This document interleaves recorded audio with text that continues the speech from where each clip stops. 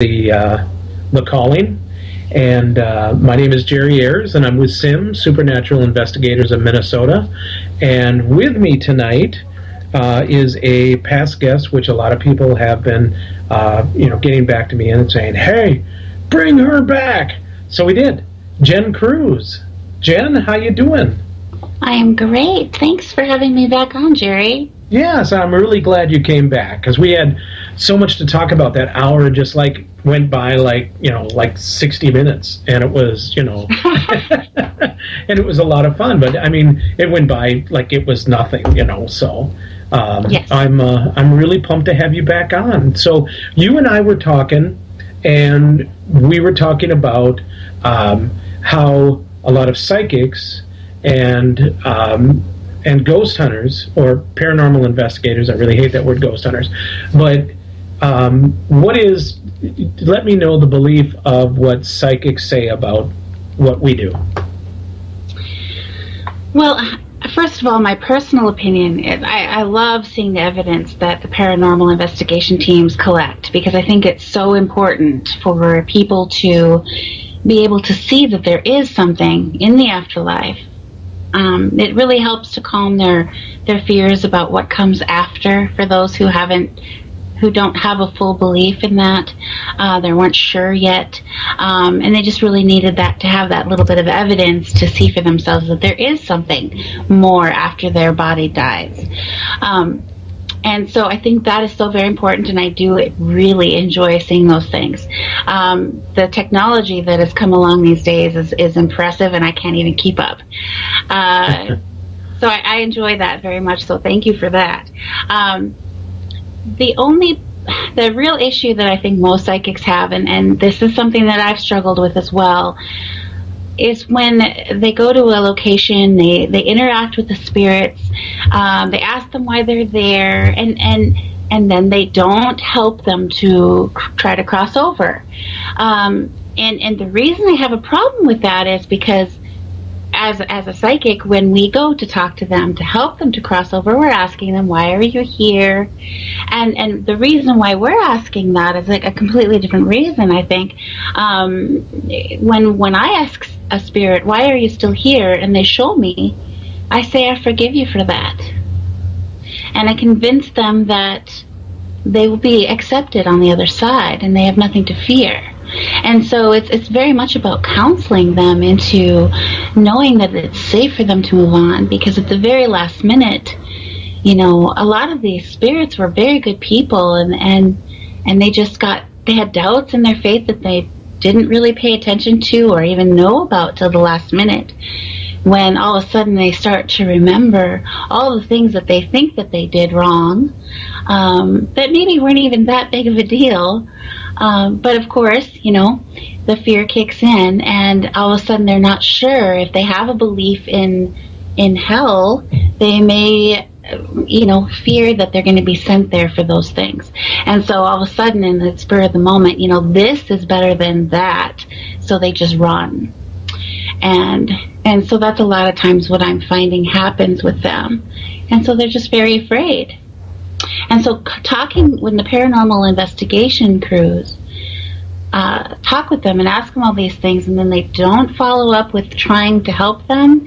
It's like teasing them with, "Oh, I'm sorry, you're not good enough," and it's almost reinforcing their ideas of why they were too afraid to cross over, right, that they weren't acceptable.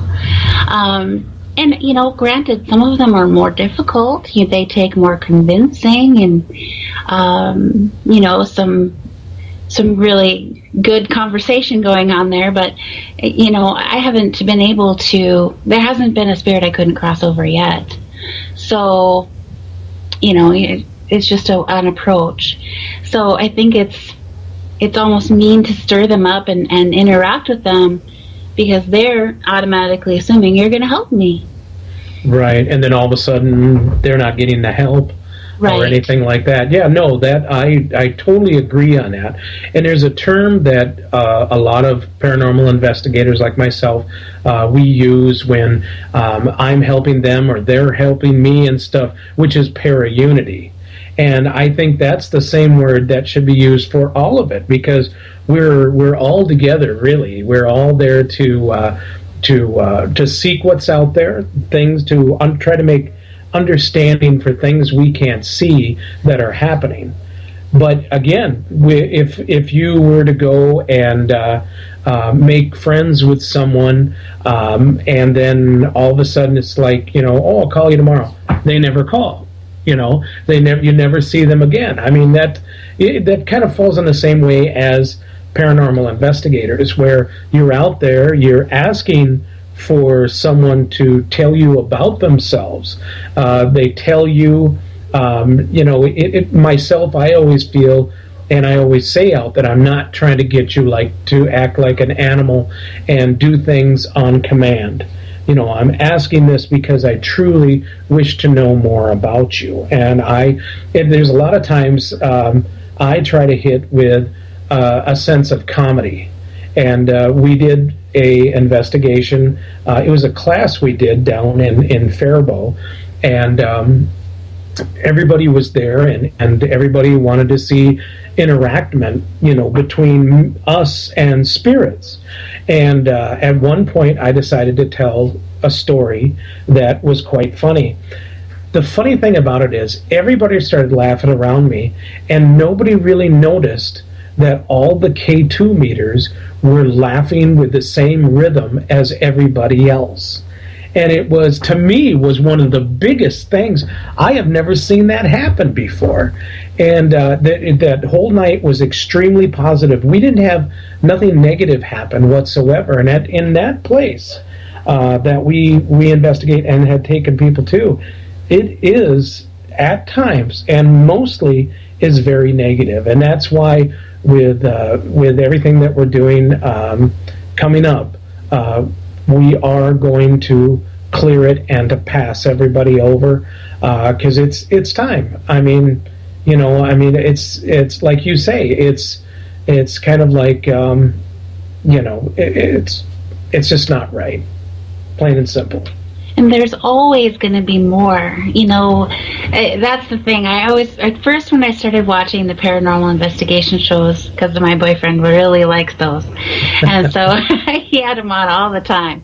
And, I'd occasionally look up at the TV. And then you'd roll your eyes and say, why are you watching that? No, I didn't roll my eyes. I really am impressed with all the different technical gadgets you all come up with. I really am impressed with that. It's pretty cool. I mean, they've we can never stay up on what's somebody's invented now and it actually working. So yes, and it's really made my job easier when I'm talking with people about spiritual things, and they're like, oh, I don't believe in any of that. I'm like, really? With all the evidence that's out there, you can't hardly not believe in it if you watch one of those shows. Right. So and I encourage people to watch them. So I really do think it's a beneficial thing for many people. It's very healing for the audience of people who need to see that evidence of an afterlife. Right. So thank you for that. That's really helped out. In addition to that, I would watch it, and then I would wonder at the end, well, what are they going to do now for them? And nothing happened. And I thought, well, why are they doing that? And I probably did the wrong thing by assuming the worst first. And I was like, oh, they don't want us to go in there and clear it out, or they won't have their fun place to go investigate anymore. And perhaps that was true for a while with some, and maybe it wasn't. I don't know. I was assuming. But I was thrilled when you and I had first talked, and you told me about this event at the Paranormal Affair and the ghost hunt at Faribault at Walcott. And what is that? What are you talking about? Well, on the 24th and 25th of April, Jenny and I from PsychicSisters.net are going to be going down to Faribault to this amazing event called the Paranormal Affair. And And I know that there's going to be a ghost hunt that people can sign up to go on. And normally I would not participate in something like that, and nor would Jenny ever do that. But because you've made it very clear that after the ghost hunt's over, that you want to cross over the spirits and help them as much as you can, and you asked for, if we wanted to help out with that, and that gives us, you get all kinds of thumbs up after that. So Good. So you have the one thing that I do want you to let me know before it happens is the names. The reason I say that is that we've contacted so many spirits there, and have had, there's one named Emily that she is a doll, and she we talk to her all the time, and when there's 3 bad ones there that don't allow any of the rest to communicate with us. And it's so weird is that she actually whispers. And what I mean by that, we use a K2, and we'll ask her to whisper, to us, like 1 is yes, 2 is no. If you're very excited about it, make all of them go. And it does happen, but the lights will barely even come on, and that's her whispering. And I know it's the strangest thing I've ever seen, and we have it on video, we have it on audio, we have, all sorts of evidence on that. So I just can't wait. I'll be showing you guys that too, especially on Friday night. Now, are you getting there Friday night, or are you coming on Saturday? Jenny and I were just discussing that last night, and we've decided to come in on Friday so that we can meet all of you ahead of time. Excellent. Yes, and hang out with all of our new friends. There you go. Us famous people. Yeah. Oh yeah. No, just out of curiosity, your beau, what's his favorite show? He likes the Ghost Adventures. I think really? His favorite, and I think that's because they were the first one that he noticed, and he liked the different gadgets that they had. And the show that he'd first watched was Estes Park in Colorado, which is, his mom had just passed away, and that was one of the places he had gone with her. So he just connected with that really hard. So I think that's why he really latched onto that show. But he has those on all the time. I mean, it's nonstop. So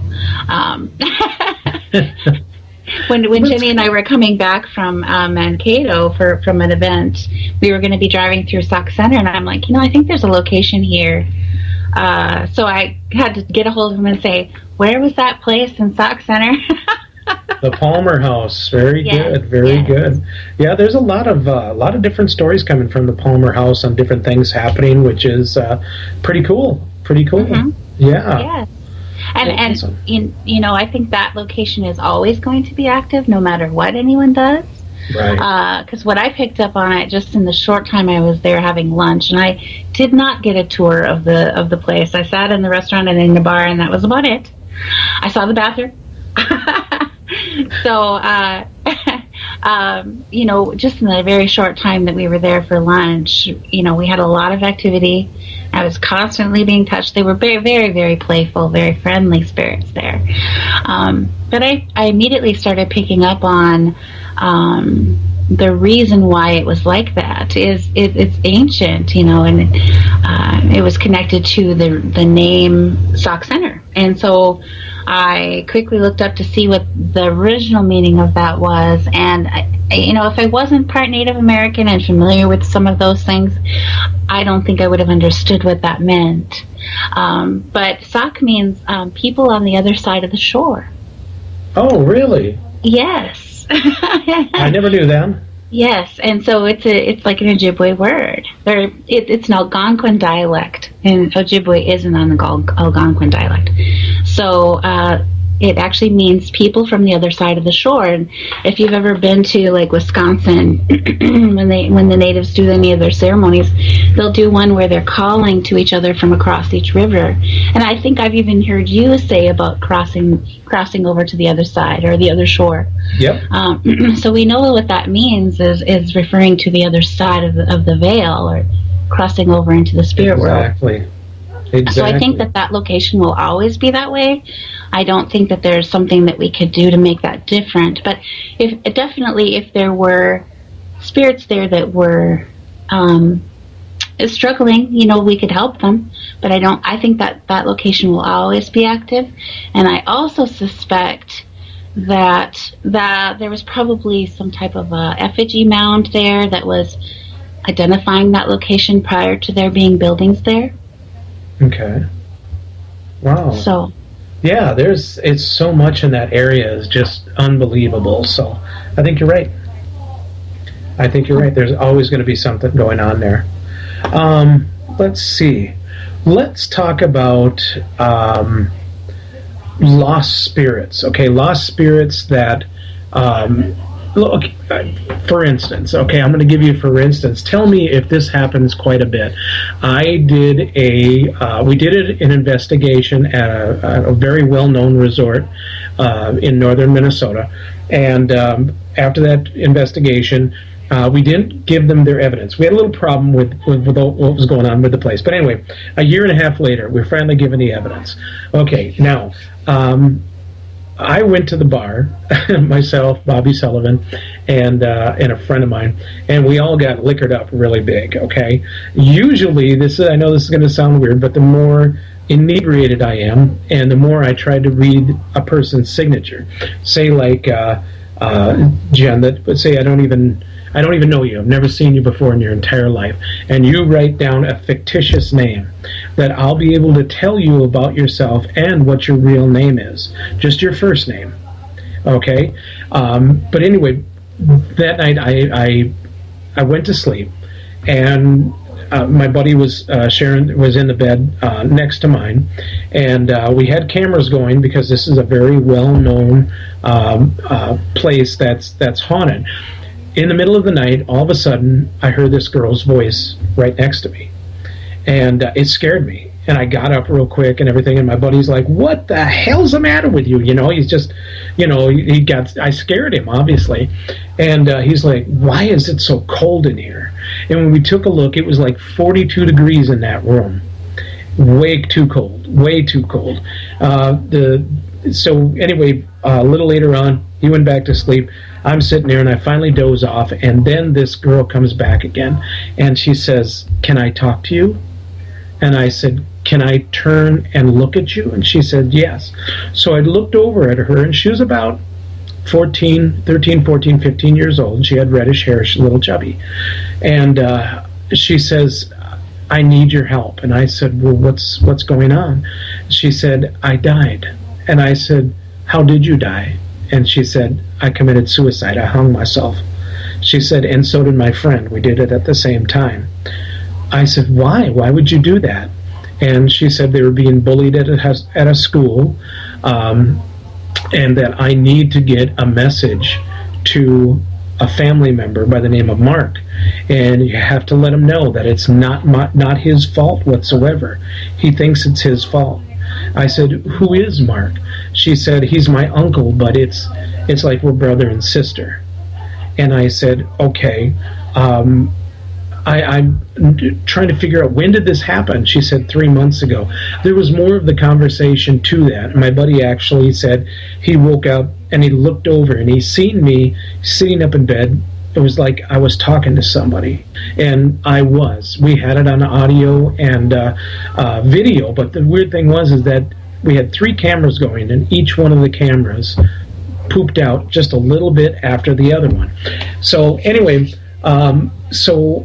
I told Bobby Sullivan about it. He was with us at this event, and he said, "Did you try to look it up on the internet?" And so I put in there, two girls commit suicide at the same time in Minnesota, and I found them. It happened 3 months ago at that time in Lind, Minnesota, which is it's Marshall is where they go to school at, Marshall, Minnesota. And I thought, wow, this is just crazy. And so all of a sudden the picture came up, and it was one of the girls. Okay? Oh, wow. Totally weird. So from what I was told is that sometimes spirits can keep moving around and around until they finally find a connection, and then they grab onto that person. But then that person is pretty much bound to help them find peace. Is that correct?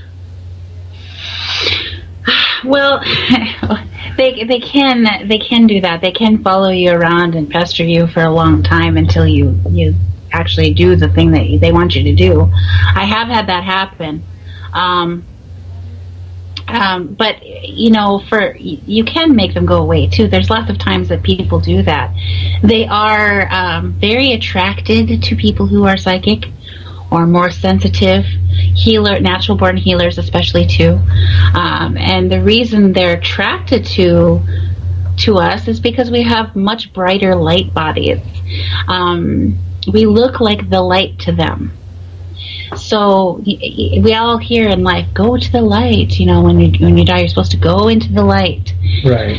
Well, a lot of people don't understand what that light is exactly, and where does it come from? And for the most part, people leave their bodies in two pieces, and very rarely does somebody. Well, I shouldn't say very rarely. I don't know how often it actually happens, but I haven't met too many people who have unified within themselves yet. But we have a light body and we have a dark body, which looks more like a shadow inside of us, and that's our duality.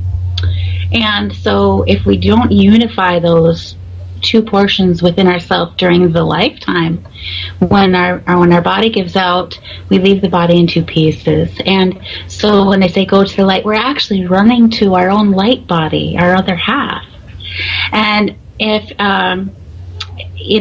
they don't run to each other and embrace each other, because a lot of times the other thing that could happen is they have a strong belief in good versus evil, and so the light body, is also them. And if they've had a big habit of sending, shadow people away because they look like we look like shadow people. Half of us looks like shadow people, and the other half looks like exactly the same, except it's made out of white light. And so that white light part is the light body, and we all have one, and it's that which they require to cross over into the other side. Their own light body can only stay here for 3 days after death, and if they haven't unified by that time, their light body has to move on. And so then they're here to work things out for as long as they need to work things out for, and then they need to find someone with a light body who will assist them to cross over. And that's why they need our help. So when we're asking why you're here, they're looking for the person who will forgive them and help them to cross. Right. So why else would they tell us why they're there? Right, exactly. What reason is there to tell us anything? Right.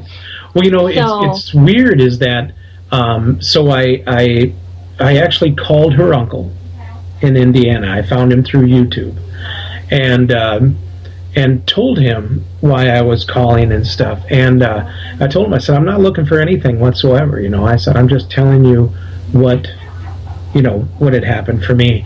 But now this is weird, is that not that long ago, Facebook, I'm driving to work, and I look, and I hear my Facebook little thing, and I take a look, and it says, do you know?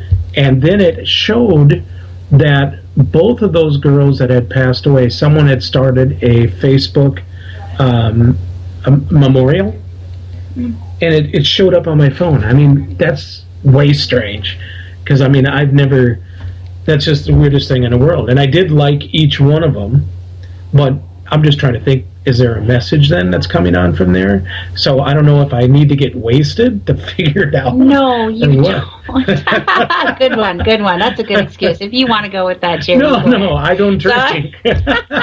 Not anymore. Not from that last time.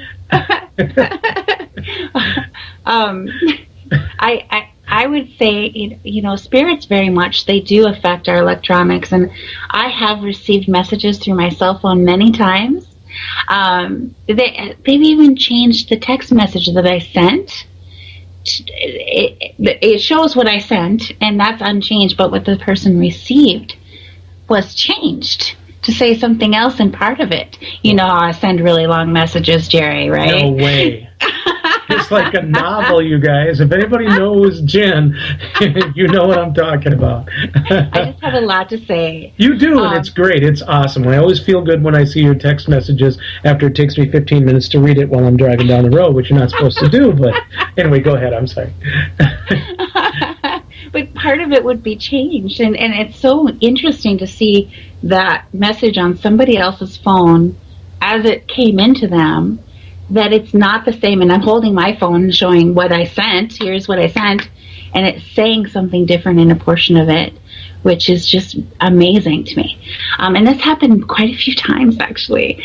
And we knew who was doing it, and it was a beautiful message. It felt very touching to receive that. But I know for a fact that sometimes they bring things up on your phone or on your computer to show you, hey, here I am. Thank you so much. I just wanted to let you know I'm still here. That doesn't always mean that they have not crossed over. Right. Because spirits cross over and come back. Oh, yes.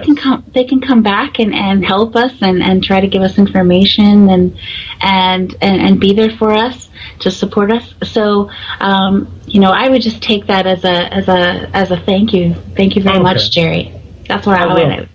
I will. I'll take it that way then, because it just kind of was mind-boggling, and it was like, I guess I usually go to either Bobby or Heidi and ask them what's happening with that, but that time I just didn't do it, and it was like, I just know that one time I'm going to be bringing it up somewhere, and sure as heck, Jen Kruse. There you are. Well, listen, we're going to go on break real quick, guys, and we will be back in 2 minutes. Millions of people are affected by the Para-X bug. I realize that it is something that will stay with me for the rest of my life and long into the afterlife as well. If you have the Para-X bug, there is hope. With a nightly visit to the Para-X website and intensive past life regression therapy, I can control it. Even with the Para-X bug, I can still lead an active life of radio show hosting, paranormal investigating, evidence checking, attending conferences, book writing, keeping up with the latest technology, and still keep my 40-hour-a-week day job. If you think that you have the Para-X bug or know someone who might, visit para-x.com. And remember, you are not alone. I am not alone. I am not alone.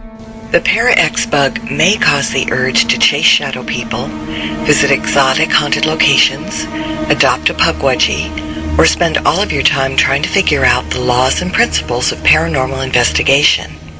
Listening to Para-X may increase these effects. Sudden visions of full-body apparitions, or feeling the covers being pulled off you in the middle of the night by unseen hands, may also be signs of exposure to the Para-X bug. The use of Para-X may be habit-forming, and an overwhelming desire to provoke spirits may be a serious side effect. If these symptoms last more than 4 hours, you should quickly consult a trusted witch and have her cast a "what the hell are you thinking" spell on you. If symptoms persist, please contact the Para-X Radio Network Homeland Security Team for further instructions. The Para-X bug may cause urges for late-night speaking with spirits and ghosts. Listening to Para-X may increase these effects. Overwhelming desire to try provoking a spirit may be a serious side effect. Those with Para-X bug effects lasting more than 4 hours should consult Para-X or see a professional. Sudden outbursts at the mention of orbs may be a sign of exposure to the Para-X bug. Use of Para-X may be habit-forming. Use caution when engaging in Para-X chat. Your source for everything paranormal, Para-X. Whether you're listening at home, at work, or anywhere, thanks for making Para-X part of your day. Your source for everything paranormal, Para-X. And we're back. My name is Jerry Ayers with SIM, and this is The Calling. And with us tonight, we have Jen Kruse of the PsychicSisters.net, N-E-T, not N-E-C-K. Don't look for that one. It's not going to be there. Jen, you with us still? I'm still here, Jerry. Awesome. Okay, so this, I don't know if you guys have been, joining in with us and everything, but we've been going through some really awesome stuff talking about crossing spirits over, why spirits contact us, and just all sorts of really cool things. Now, Jen, being stranded. Tell me. Okay, so if they're light and I call them light and dark bodies. If their light and dark body have not embraced each other, after 3 days, the light body has to move on, and the dark body stays behind. And I'm not Catholic, nor was I ever Catholic, but I got curious about this Catholic term called purgatory. And so I started to look into what is purgatory, and I asked a lot of different Catholic people to tell me what they think purgatory is. And in the end, I went and spoke with a retired Catholic priest, and he was very, very gracious to answer my questions and visit with me about those things. And he did confirm that, yes, I was correct, that what the Catholics call purgatory is actually just what we would call lost spirits here on earth, that the ones that you are actually interacting with when you're doing your paranormal investigations. They are in what the Catholics have always called purgatory, and that is the place between here and the real afterlife. And they're just there processing the things that they need to process before they can move on. What kinds of things are they processing? Well, any kind of fear, anger, regret, guilt, unforgiveness, especially of self and other people. All those things, you can't take them with you. You have to leave them here before you can go. And so, yeah, you can't take it with you, and I'm not talking about the money. Right. So they have to work through those things and be willing to let them go before they're really ready to move on. And then they need to have a light body who will be willing to help them cross over. Got you. Now, what do you and I keep forgetting your partner's name, Jenny, right? Yes. Yeah, Jen and Jenny. Yeah, duh. What do you guys consider yourselves as? You guys are Christians, right?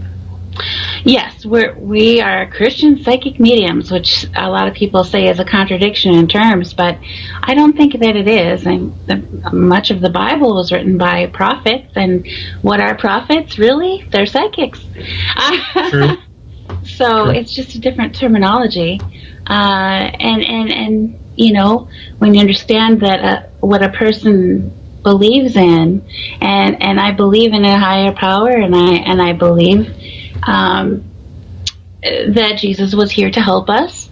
I believe in all of those things, and I believe in angels. I know that they exist, and there's just so many wonderful beings in the higher dimensions that are always trying to help us. And I think that people react negatively sometimes because they're just in fear about it. It's something they don't understand. They assume it's something different than what they believe in, and it may not be at all. And so it is very I'm sorry, I was looking at the chat. Not a problem. So am I. It's nice for people to understand that there is someone to talk to who shares their belief, and so they can trust the information that comes through. We do all kinds of prayers, making sure that we're receiving information directly from where we're asking it for, and that we're asking for that protection all the time, that the angels stand guard and only let the good things come through that need to come through to us. So people can feel rest assured about that.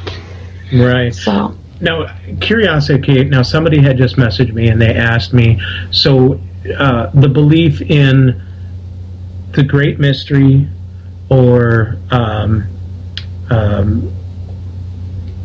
the creator, is all still the same as God, correct? Absolutely. Actually, I'm part Native American, as you know. I'm a really good example of America being the melting pot. I think I'm everything. So, and I've embraced all portions of who I am. But when I looked at Native American spirituality, because I was really always drawn to nature, and I felt like I didn't fit in because I was so connected to nature. And so when I had the opportunity to really connect more with my native roots, I wanted to explore that, because I thought maybe they're more connected like that. Maybe that's where I feel like I fit in a little bit better because of that. So I actually looked at Native spirituality, and it was so hard for me to understand at first. And when I would look at, I found an Ojibwe Bible, so it had been translated into Ojibwe, and some of the words I understood, like Gichimanadu is the Great Spirit, and they had used that in place of the Holy Spirit in the Bible. And so when I started to understand what does Gichimanadu mean, I understood what the Holy Spirit meant a little bit better, because that always seemed off to me. Like when I was a kid, they called it the Holy Ghost, and I imagined this ghost following me around everywhere, and it's kind of scary to me from as a little kid standpoint. And so I was never really comfortable with that because of that first impression type of thing. But as an adult looking at that, and I came to understand that Gichimanadu, or the Great Spirit, is more like the great interconnection of all things that are than and ever were. That everything is connected.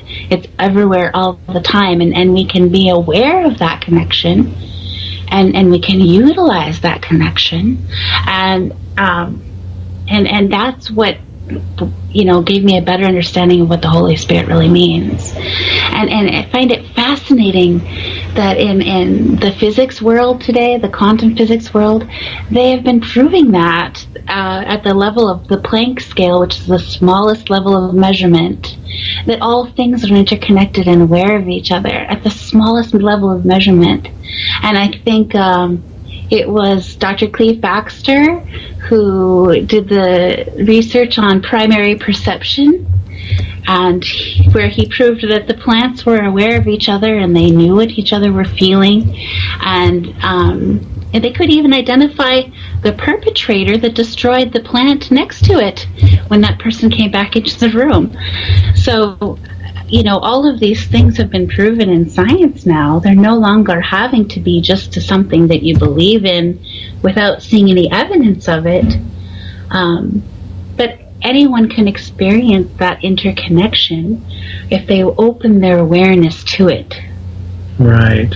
Wow. Unbelievable. See, you learn so much from you. We have a question here. Do you know anybody where spirits tend to stay away from, be it both good or bad? I mean, this person, I know this person directly. And every time we come someplace, like we would go on an investigation, and I would be in contact with a spirit, and as soon as he come walking around, it just went cold. Nothing was there. Even bad spirits just tend to stay away from him. Do you know why that would be? That's an interesting question. Have you ever run into a person like that? Well, I guess I haven't. Spirits always rush me, so I haven't ever had that problem. I would love to meet him and see what his energy feels like.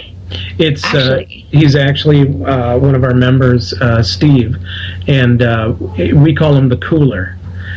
Because no matter, if somebody's afraid that something bad's going to happen, going to be around a bad spirit or something, we always say, well, you're with Steve, don't worry about it. And usually nothing happens. Well, nothing does happen. He did have one experience one time where he went into a place, and he wasn't scared, but he did get, little goosebumpy and stuff like that, and knew something was there, but it never did anything. I mean, that was his first time, but usually when we go places, it just stays away from him. Was he going to be at the Paranormal Affair? No, I'm afraid not. I know, what a bummer. I was going to say he could hold my arm as we walk through Walcott, and he'll surely feel something. There you go. Tell him he should come on up. Yeah, I wish he would. He's actually right there, so I'm sure him and I will be talking later. Okay. But I know he's a very busy man and stuff. Actually, if he would like to send me a friend request on Facebook, I'm glad to assess his energy later. That would be awesome, and I'll let you know what I find out if it's okay with him. Oh, sure, Steve. Let's see here. Jen Kruse.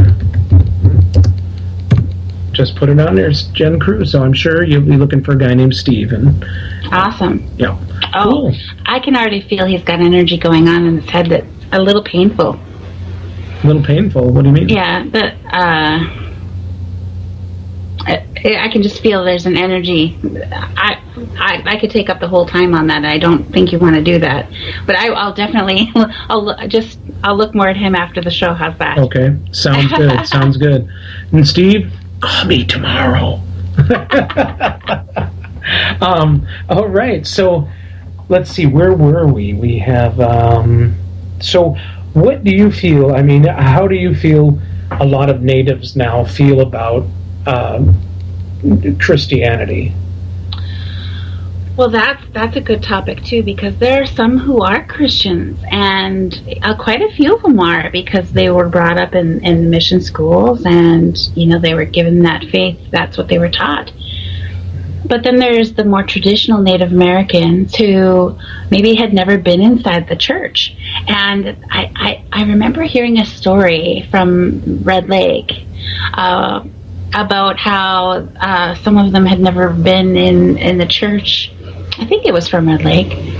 And so they'd gone in there for some reason, if there was a storm, but it was a brick building or something. And they went inside and they're like, why are all these medicine wheels on the wall? Because the native spirituality uses the medicine wheel, which is a circle with a cross inside, and it has the 4 colors of man in the different sections, and they use it as a outline to remember a very, very large teaching. And with that, you should understand that symbol, a circle with a cross inside and a leaf in the very center of it, was actually the written symbol for the word Elohim in the language that the Bible was translated from. And Elohim was the word translated as God in the first 5 books of the Bible. So it was, the medicine wheel has been connected, that symbol of circle with a cross inside has been connected to the Creator in every culture and all across the globe, and people have forgotten that it just sounds different. The culture's changed, the language changes very quickly. If anybody's ever heard anyone speaking Old English, it doesn't sound like English. You can't understand it at all. Daughter is da. So language changes very quickly, and we come to understand that when we look to see how people don't understand how these used to be the same belief system long ago, and you can see the evidence of that in the symbols, because the symbols hardly ever change. Gotcha. Wow. What, out of curiosity now, Steve had another question. Have you ever heard of a medicine woman? Yes. Okay. Is it... what's the difference between a medicine woman, medicine man? What's the strength, power, Well, I'm Anishinaabe, same as you, and our tribe from Red Lake, the Ojibwe, or otherwise known, people call us the Chippewa. Our tribe was matrial, and that meant led by women were the primary leaders. And what my native elder told me, Larry Stillday Sr., he was the leader of the Medewan up in Panema on the Red Lake Indian Reservation. And so he was a medicine man. And he was the head medicine man up there until he passed away last year. Oh. But he told me that women were always known to be more powerful that way because of the reason of how you have to go to become aware of those more intuitive things. You have to go around the entire circle of the medicine wheel, which includes the seen world, which men are very comfortable in. The seen world consists of the body, that you're aware of your body, and the mind, the thoughts that you're having, you're aware of those thoughts. So that's the seen world. And then they have to keep going around that circle into what's considered the female half, which is the unseen world of emotions felt within, and you have to be comfortable with your own emotions as well as the emotions, feeling the emotions of others. And men typically aren't too comfortable with their own emotions, so they don't get too far past that. But women are very, very comfortable in the unseen world. We can be in our emotions all day, it's no problem. And once you get past that space of emotion, you get into what we call spirit, the quadrant that we call spirit. And that is an awareness of our interconnection of all things. And the more you go into that section, the more aware of everything that you become. Now, in the white world, we call that being psychic.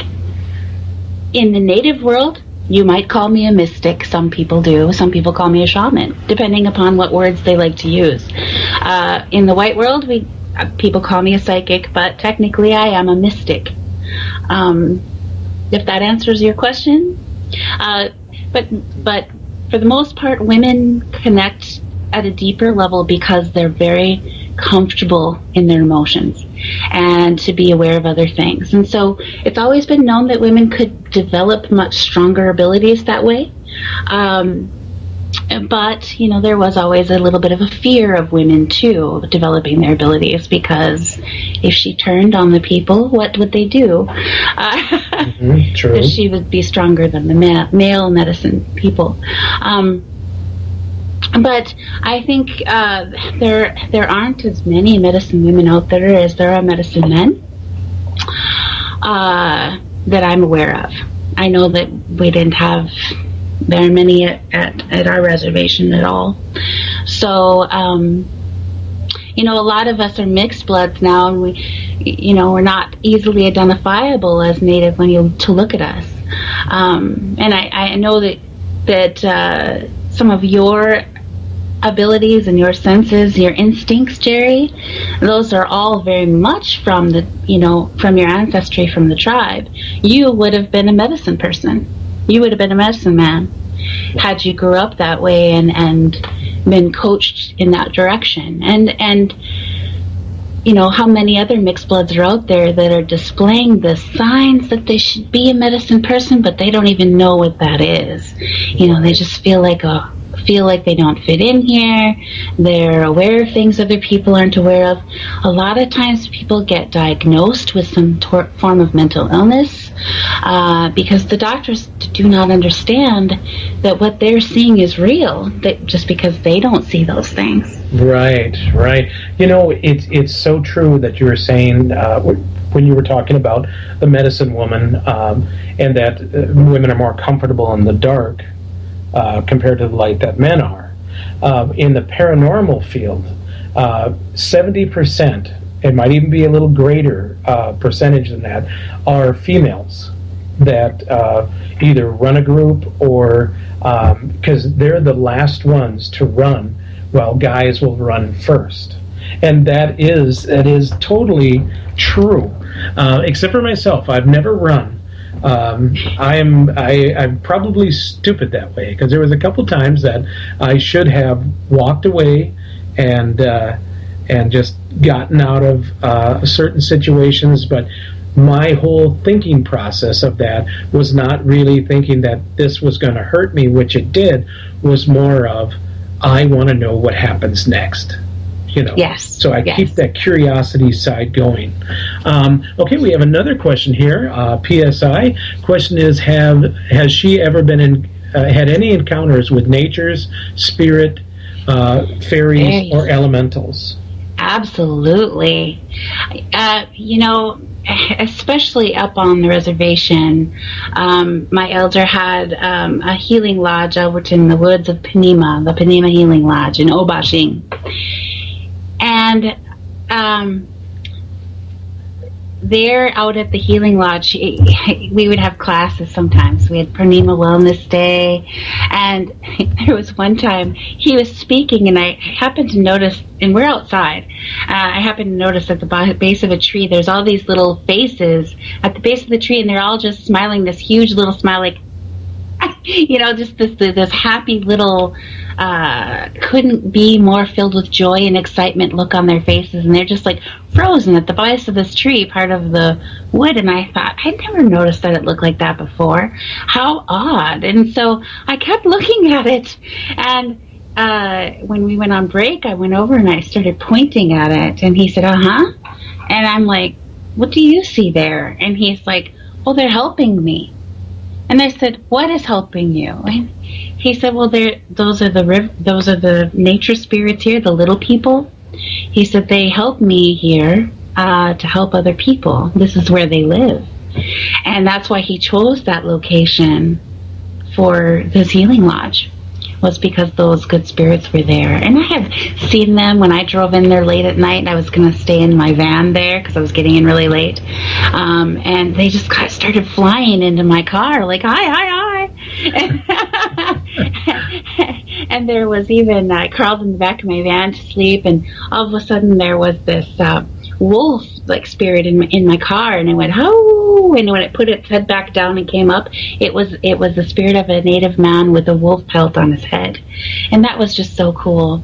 But of course I've had experiences with water spirits, as you know, and I actually have a video of a water spirit that works with me. A lot of the native medicine, a lot of people don't know this, and they probably just get upset, but oh well. They work with the water spirits. They call them tent shakers sometimes. And I hear that you can even call them out of a snowbank. So. Wow. Those are. Oh, go ahead. I'm sorry. Another time I was actually planting some mushroom spawn that I'd gotten from some morel mushroom spawn. And they like elm trees, so I had an elm tree at the back lot of some property that I have, and I was loosening the soil underneath the tree like the instructions said, but there had been a lot of rocks there that I had to remove first before I could find the soil. And at some point I felt like, is this even good for the tree that I'm continuing to loosen the soil this far? And I stopped because I wasn't sure that this was actually healthy for the tree anymore. So I said out loud, to the nature spirits, I'm trying to plant this mushroom spawn, but I do not wish to hurt anything here, especially this tree. So if I'm not supposed to do this anymore, if this is harmful, please tell me and I will stop. And I waited for a moment and nothing happened, so I just continued to loosen the soil, and all of a sudden I heard this growl in my ear, and I knew instantly that was the nature spirit letting me know to stop, and I thanked him very much for letting me know that. I had asked for that guidance, and I received it in the only way that it knew how to communicate with me at that time. Gotcha. Wow. I'm sorry to do this to you. 4 minutes we got left. We do have a question. Someone wants to know your thoughts on Wendigo. Interested in hearing her thoughts on the Wendigo. There are different. There have been different ideas about the Wendigo. I've heard different things from different people, and some people say that the Wendigo was a spirit that would come if they did any they would become a Wendigo if they cannibalized in times of starving. And I can see how those stories were effective to help people to maintain their humanity. But as far as I actually know a man who claims to be a Wendigo, and I believe that he is because I've seen the pictures of that. Wow. And we visited with each other, and he's also from an area that we know. And I visited with him, and his energy is different. I can feel that very much so. But he says that wendigos can choose to be good, and I believe that's true.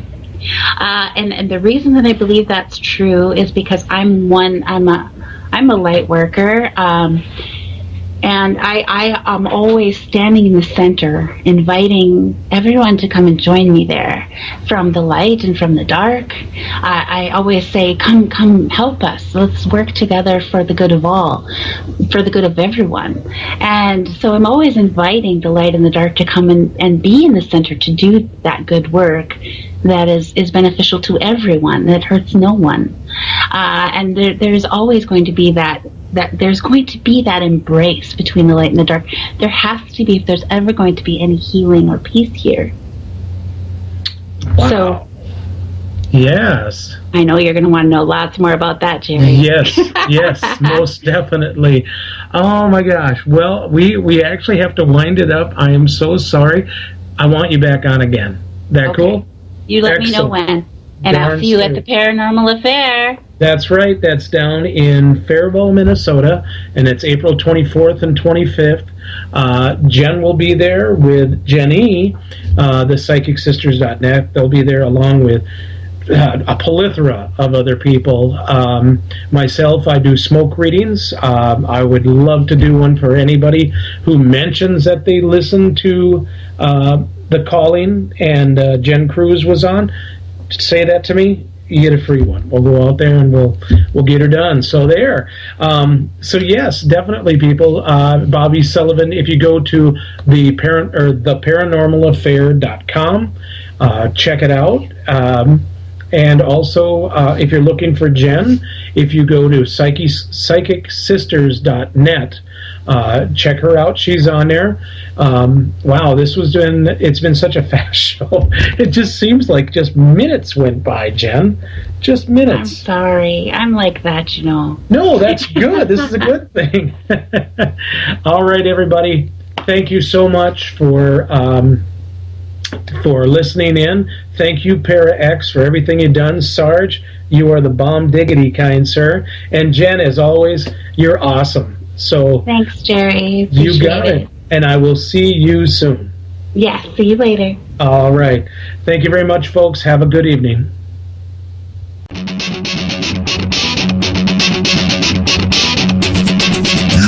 are listening to Para X.